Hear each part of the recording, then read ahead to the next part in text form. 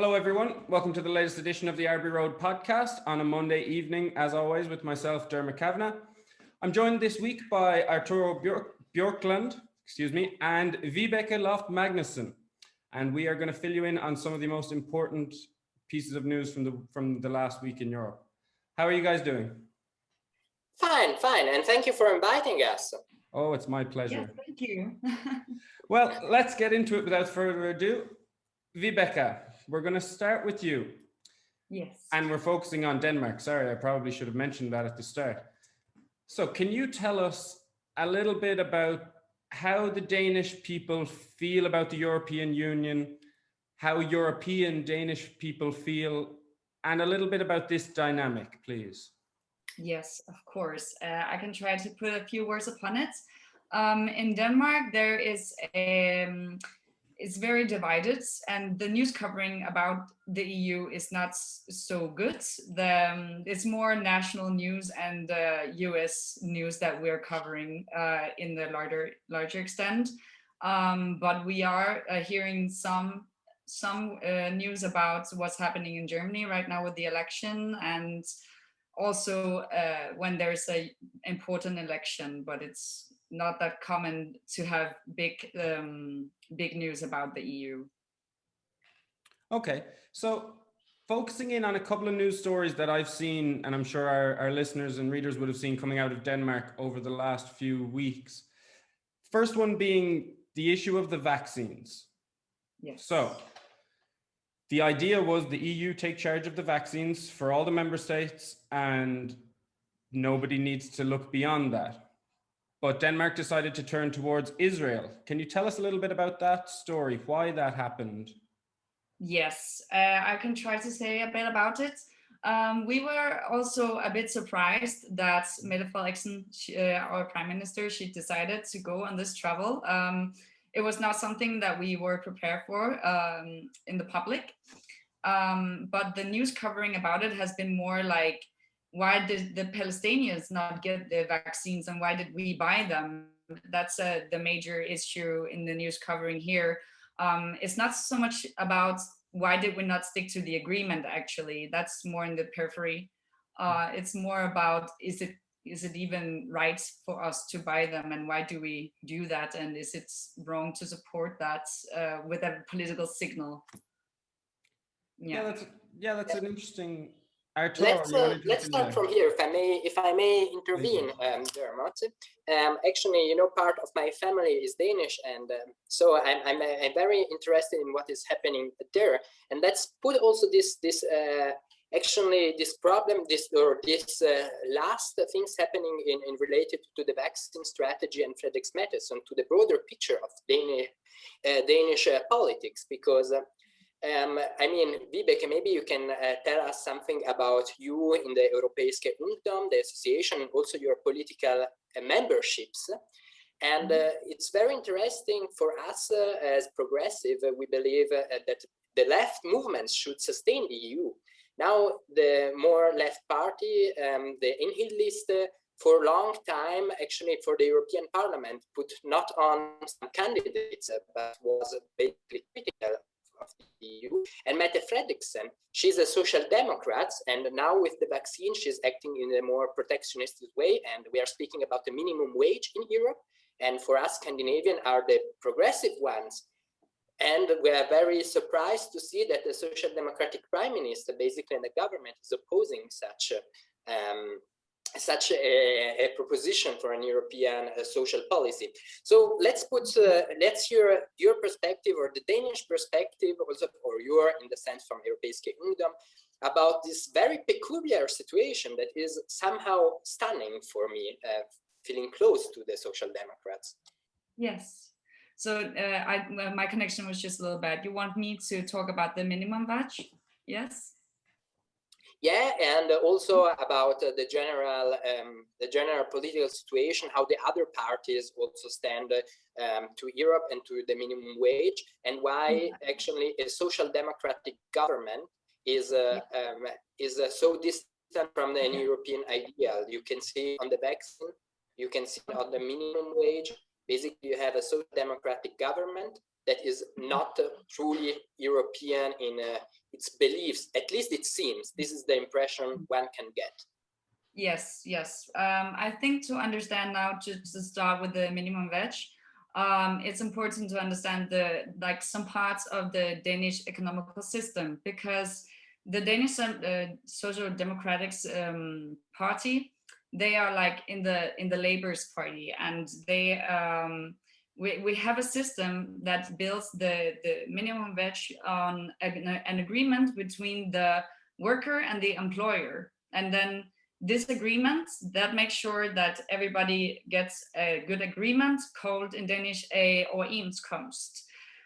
When we make these kind of agreements, we also make sure that they are not beneath or they are not low, that it will be beneficial, not just to get the or I don't know the word in English, the money that you can get for the government if you're not employed. In Denmark, we call it kontanthjælp. So that these money that you can get, that it will pay off to work.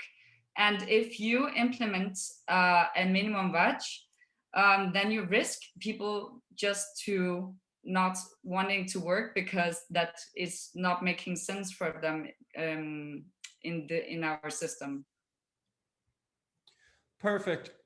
So following on from that, so there's a different system that seems to be working pretty well in terms of minimum wage in Denmark, and that's okay. What's the feeling then, whether it be in government with politicians or at the lower level with citizens, about Denmark's feeling of, let's say, European cooperation and standardization and integration? Do you think Denmark is better to have its own systems that are working, or do you see European integration, that it would be beneficial for Denmark too? It would. That is also there's different opinions about it. There's the bigger picture, and then there's the national picture of it. Because if we make changes in the economical system in Denmark, then we have to adjust our financial supports for the people in like we give SU, that is for people studying, and kontanthjælp for people not working. We have to adjust these social financial supports if that's the case. But also some parties, they of course do support the bigger of the picture of being more united. But in Denmark we also have more national parties lately. Like it's like the middle has moved a bit towards the right spectrum, if you ask me, so that we take more care of our own economical system before the EU, which can also explain why the covering of EU is not as big as you could expect for a member country. Yeah, absolutely. That would make sense. Arturo, how do you view this from an external point of view, but very much a European point of view? I have to say that although I have a great opinion of Denmark, where I think the quality of life is very high, and I identify also part of my character in the Danish, in being Danish. But I'm disappointed when it comes to the politics of this social democratic government. Again, I feel also part of the social democratic family. And when I read, for example, that the Social Democrats in the European Parliament, the Danish ones, are opposing a minimum wage, and the argument that was tweeted was "Vi skal beskytte vores danske model," which means we should defend our Danish model. This, for me, sounds counterproductive. This is a nationalistic rhetoric that I wouldn't expect from the party that comes from a history of being internationalist and believing, that is the manifest of Karl Marx, that together we are stronger, again, multinational. No little state, no little community of workers can impose a better system of workers' rights alone. And of course, we can learn a lot of Denmark for social rights protection. And DSU, for example, is actually a good example of how a society can be beneficial for all paying students, so that you have a higher degree of education. But I'm really disappointed by this nationalistic rhetoric going on, and you can see it in the vaccine, you can see it on the minimum wage, and you can see it, unfortunately, also on border closing regarding this corona crisis, but even before, when they started checking the border during the immigrant crisis between Sweden and Denmark. That was not the social democratic government, to be fair, but nevertheless, I was a little bit or a lot disappointed from Denmark, that I consider to be, as the whole of Europe, my home. If I can add something to that? Please do, yeah. Yes, thank you. The Social Democratic Party in Denmark, it is like a three-division kind of structure. There's the political part, and then there's the professional part for the people who's getting an education and sign up for a something called a fagbevægelse. A fagbevægelse in Danish means a little gathering or larger gathering of people working in a certain area, and they in the fagforening negotiate with the employers on your behalf.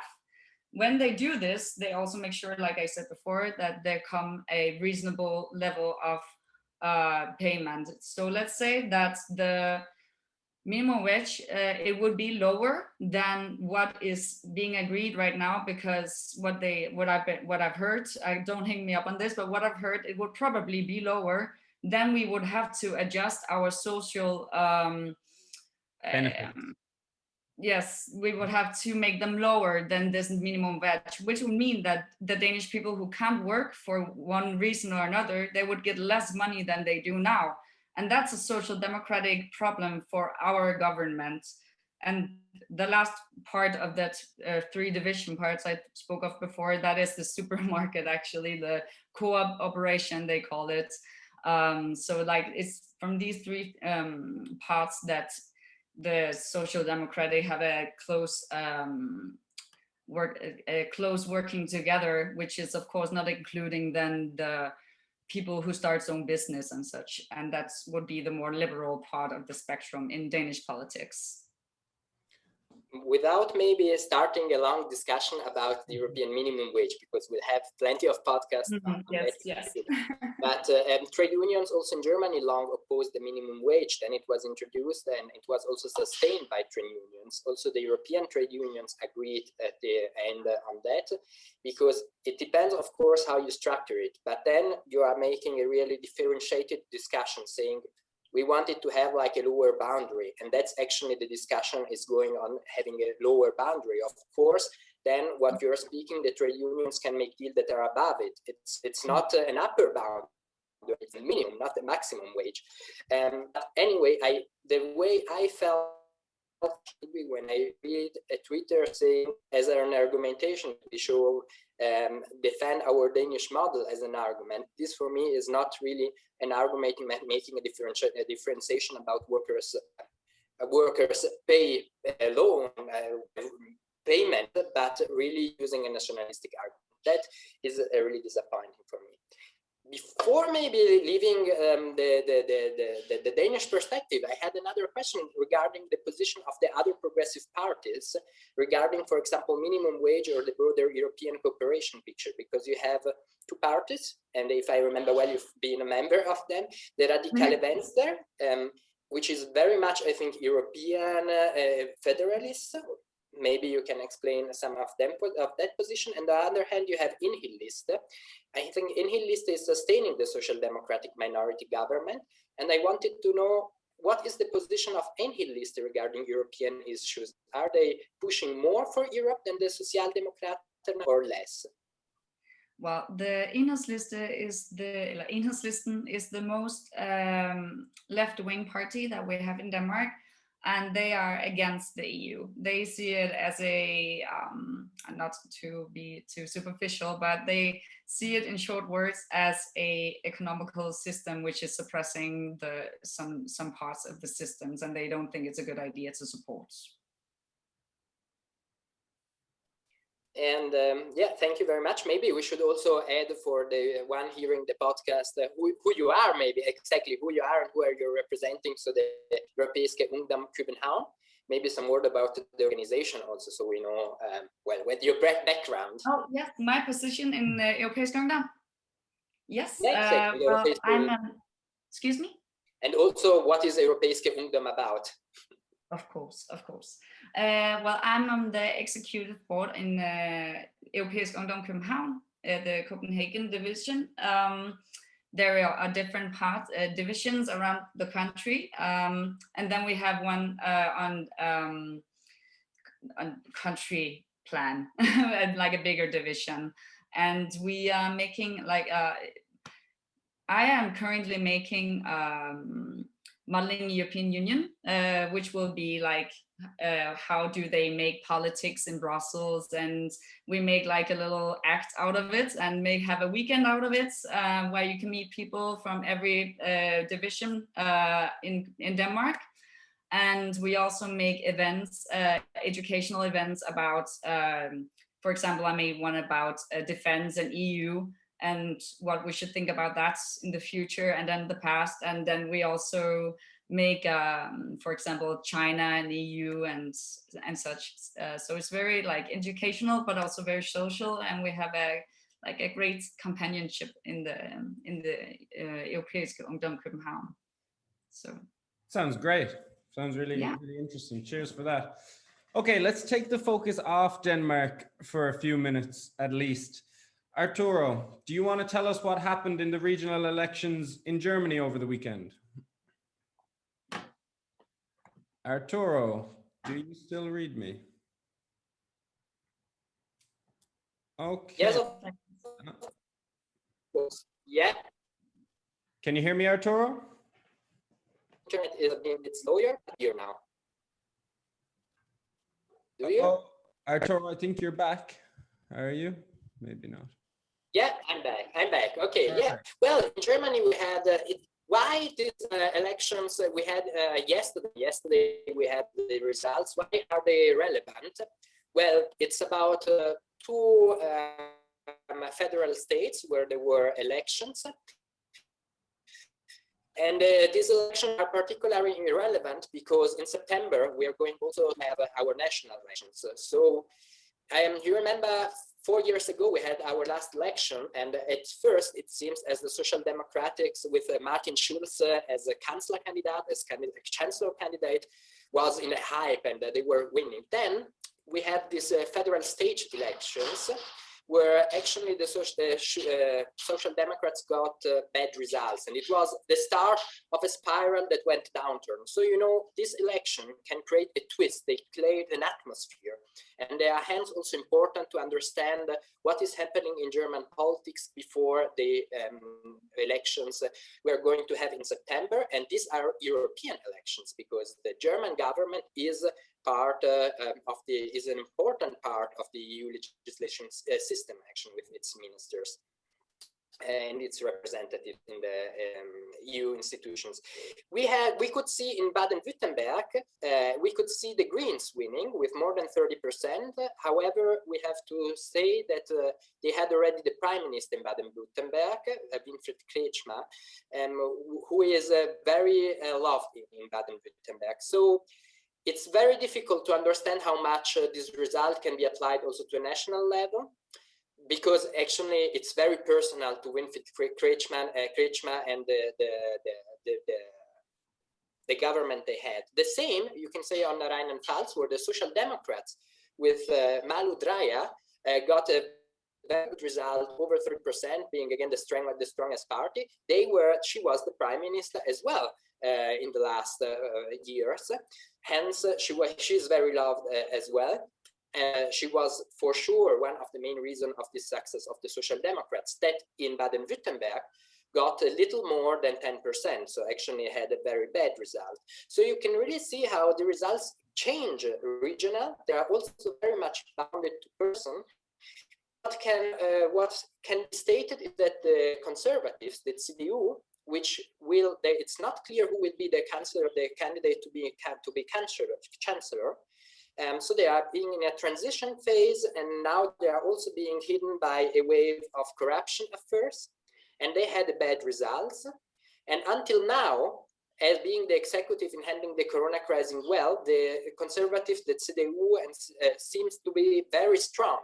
This election shows they are not so strong, and that there is still very much dynamic to the election in September. And in both federal states where it was elected, there is the possibility of a coalition between the Liberals, the Greens, and the Social Democrats, which was not a possibility considered to be possible some time ago. So this is a little bit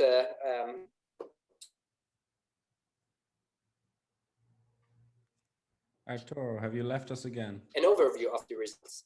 Perfect.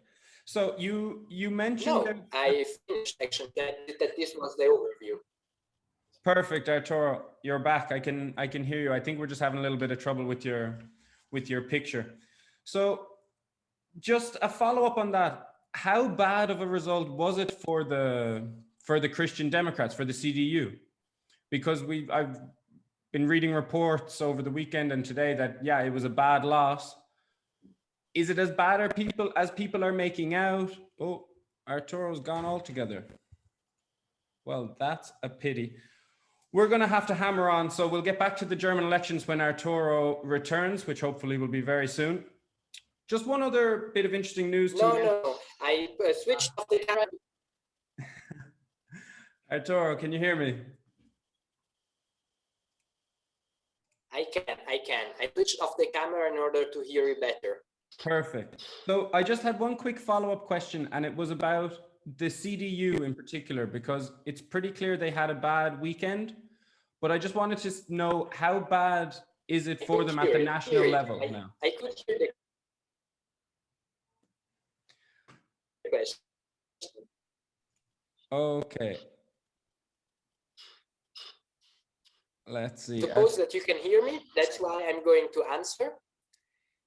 And the answer is it was bad, but in Baden-Württemberg, it's a long process where the Greens had become the strongest party in that federal state.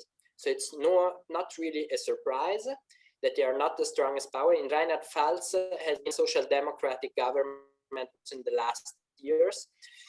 So yeah, it lost per some point, but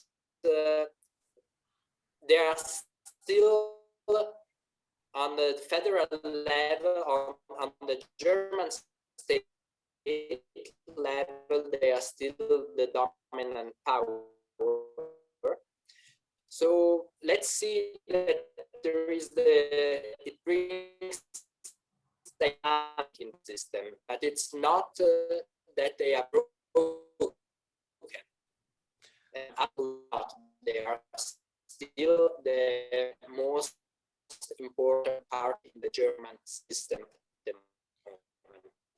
Perfect, Arturo. Thanks a million for that. And sorry to everyone who's listening, if they had trouble with the sound there.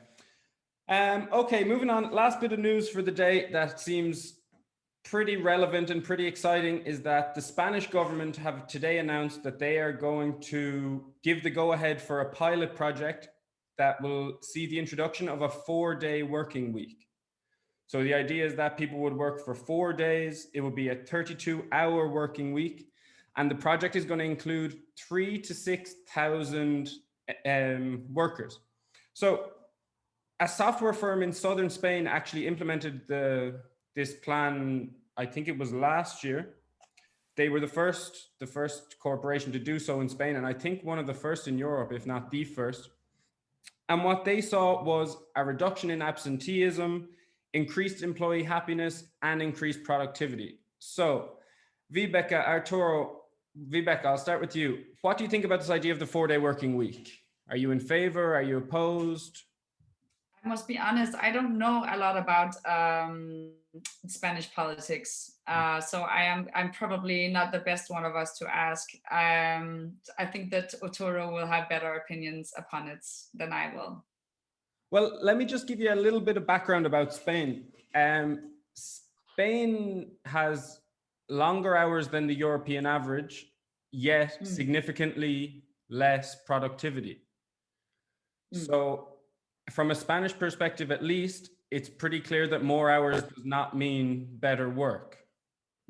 So it seems to me like this is a good place to run an experiment like this. Arturo, what have you got to say on the matter? Well, actually, I would be interested in knowing if in Denmark they discuss about a shorter week, because I remember some years ago I had a discussion about that in the Young Socialists with the Young Socialists in Berlin about a 4 working day week. I believe it may happen, and it's worth to do, because we see that basically more and more of our work productivity was growing, but our wages have not in the same path in the last 20 years.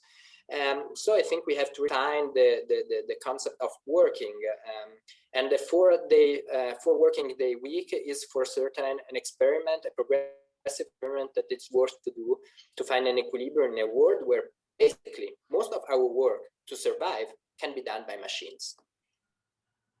Yeah, perfect insight. I think, yeah, I'm excited by the proposal. I think it's a good idea. I think, as I said, Spain's a great place to trial it because the issues are so famous.